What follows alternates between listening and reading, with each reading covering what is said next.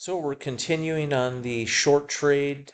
We had the long trades with the ad. We ended up having a second ad. We flipped trades closed out.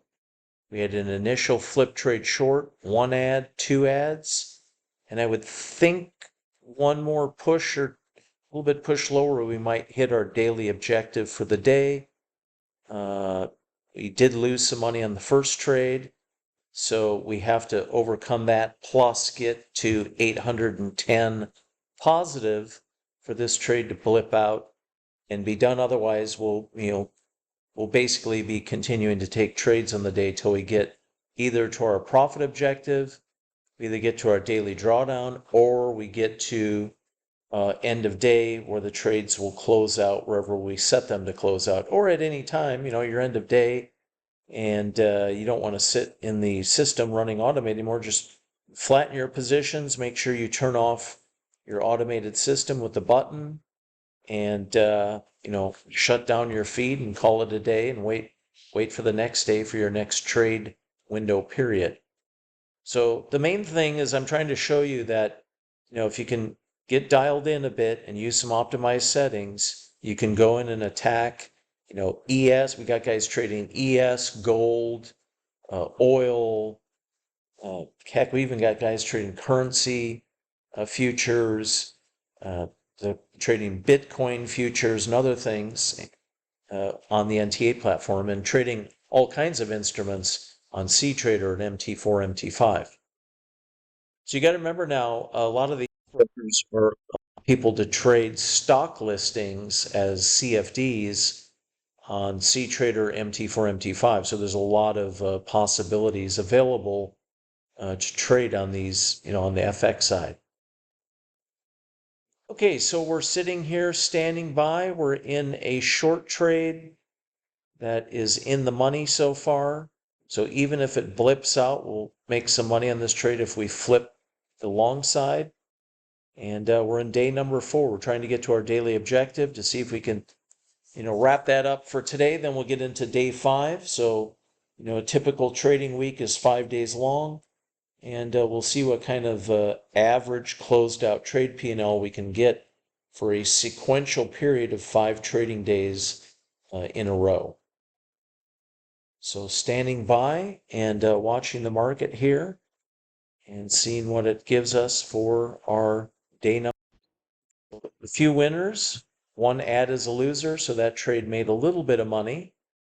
And we're standing by to see if we can get to our daily profit objective. So we lost some money here. I would say we probably made it back there. So we're kind of even on the day. And that's fine. If you're getting a little flipping back and forth before you get that one run that gets you done for the day, that's okay. We want to hold our own in the chop. And we're definitely going to make money on the hard trends. The nice thing here, you're never fighting trends. We don't do martingale. So you're never fighting hard trends. You're fighting them. And if the market suddenly changes directions quick, the automation can handle it and deal with it. That's not a problem. We don't mind hard trends. The automation will ride those hard trends and turn it into them if you have it set up that way in your settings, meaning you're allowing ads to take place. Allowing ads to take place, you're telling the system that you want to do grid trading, where we call it grid trading. A lot of trading, probably 95% of it, is martingale, where you're fighting moves. We don't do that here. We do the opposite of it. We trade the way institutionals here do. So when Goldman Sachs or somebody buys in some stock, there we go. We just hit daily goal. So day 4 is concluded, and it's just past noon U.S. Central Time. So you're done for the day. I'll go do something else and leave the market alone. You got your daily objective. But Goldman Sachs, they'll buy a stock and they'll add to it, add and grow as the stock maintains a level of strength. Okay, so now on to day 5, which will start the next day at 7 in the morning. Okay, it's just past 7 a.m. We had a signal that was just before 7 a.m. 6:40 Central Time. So we're in the standby mode. We're in day 5. P&L's been growing after we get done with day 5. Wherever we end up at, take a look at our averaged out P&L over the 5-day period, going for a $810 a day daily profit objective with a $900 a day daily drawdown limit. Now, if you've noticed, at no point at all anywhere have we been near a daily drawdown limit. The only type of days that can really beat us is some odd type of day where the market basically gets stuck in a very narrow range and flips back and forth. Now that can be avoided by having and using settings that have been optimized over, let's say at least the last, 6 months to a year period of time. Now, some people say you got to look at 3 years point. I like to look really, what has the market done about the last 6 to 9 months? I don't mind using those settings interim. Well, I'm then going back and looking at additional optimized settings on longer periods. But I am a proponent of doing rolling optimization, because as the market changes, it's not a bad idea to keep dialed in as best you can to what's going on now with the market. Now, I've seen periods in FX where we go from, okay volatility and normal volatility, just volatility collapse where nothing moves. We get stuck in trading ranges for very extended periods, months at a time. And then all of a sudden it can go into hard trends that last for months. I mean, look at what's happening to the Japanese yen now, and the type of trends that are in play with the yen pairs. So FX is an interesting animal. So doing rolling optimization periods is advantageous. Now, another thing is, AI, some of the AI tools with some of the platforms now can help you. So you can be doing rolling optimization in the background and just seeing, hey, what is it saying that I should adjust my settings to while I'm maintaining settings that I've already validated before. Okay, so in our first trade, we have not yet had a qualified ad. We just missed the criteria I'm seeing to have an ad earlier right there. If this were to just take off and run, and we hit our 810 profit objective, the automation and we'll be done. And woo, there's a big spike. So we're coming into the 30 cash session open. So we're getting some opening activity. Now, again, you can set the times you want. Lately, I got to be honest with you, if you turned on your system a lot at like 1:50, 1:45 US time, the 2 a.m. European session, wow, that's a big pop there. European session open, there's been some pretty good activity, but does that happen all year round? No. The rolling optimizations can help with that, finding the best times of day to trade. Okay, so we're long, no ads so far. So we haven't quite had the criteria yet to get an ad. Now, on this big push, especially slightly higher pivot than the other one, could you just blipped out and said, okay, I'm done.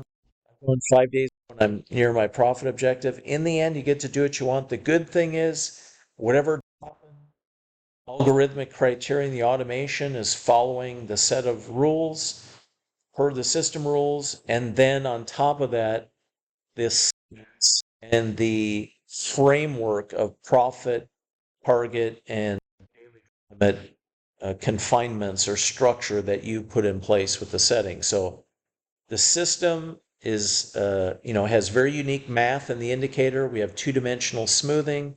That's why the iGrid is so good. Also, components of the system auto-adapt to rapid.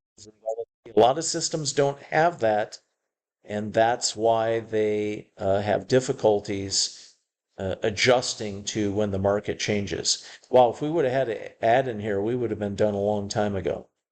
So, I mean, this thing is just running and running and running.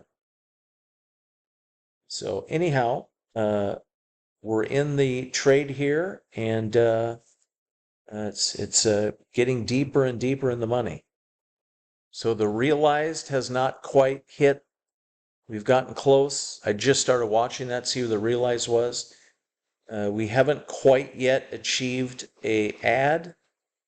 I know it was me. I like to watch my automation when it's running, especially if I see it getting near a daily profit objective. And if it's my first trade of the day, sometimes I'm biased to just what I can out of them and be done. Now we have an ad, so any little push higher, there would have done. If we would have had an earlier ad, we would have been done. Now, if we would have had an ad here or here, if I would have set Heikin Ashi number 2 a little bit more sensitive, that would have been it. So anyhow, 5 days in a row, we made just shy of 4K on the 5 days, going for 810 daily profit.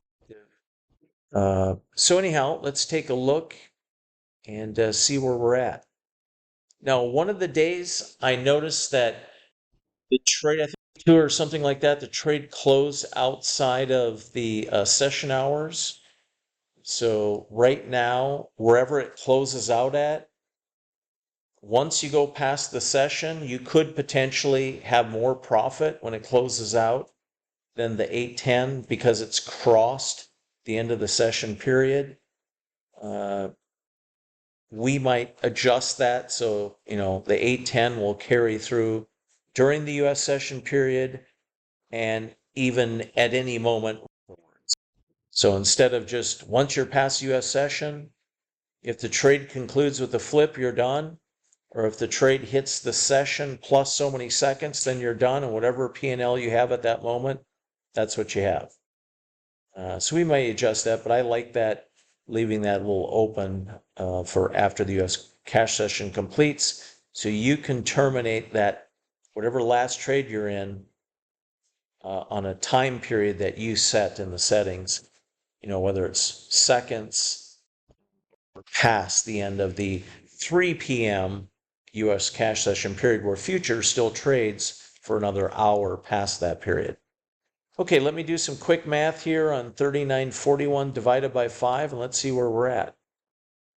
So that amount divided by 5 days, 788. So I'm over what I originally said in the beginning of part 1, that if I can average out north of 700 a day, well, 700 a day times 20 trading days a month, taking out holidays and weekends, 20 days a month on average, that's 14 grand a month per an account, 150K account, that you can average something north of 700 a day on all your closed out trade activity, good, bad, and ugly.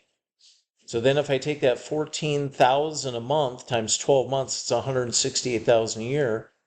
Well, there's many firms that allow you to have at least 3 accounts on TradeCopier, whether it's, Affordable Indicators TradeCopier or Apex TradeCopier or whatever you're using. So on 350K accounts, just going for a $700, averaged out daily profit objective, that's $500,000 a year. Now, I won't even get into what you can do on 300K accounts at Apex and you're trading 20 of them, or Elite Trader Funding and their 20 accounts they let you have, and so on and so on. And it's automation. You let the automation run on optimized settings, and then you manage the automation, when it's on, when it's off, how the settings are set, and so on. And, after a couple of weeks under your belt, you'll pretty much have the full gamut of how to trade automated figured out for the platform that you're on. And then you can hone your skills and capabilities from there and keep the optimization work going. Keep seeing if you can find better time frames with even better settings, and make everything you're doing not about making more money, but safer and more reliable. Keep working on making your trade safer and your overall process more reliable day after day. So if you have any questions, info@gridalgo.com. Hopefully this gives you a better understanding of the capabilities of the iGrid system. And we're just getting warmed up, so more good stuff ahead. Great talking to you, and have a great day.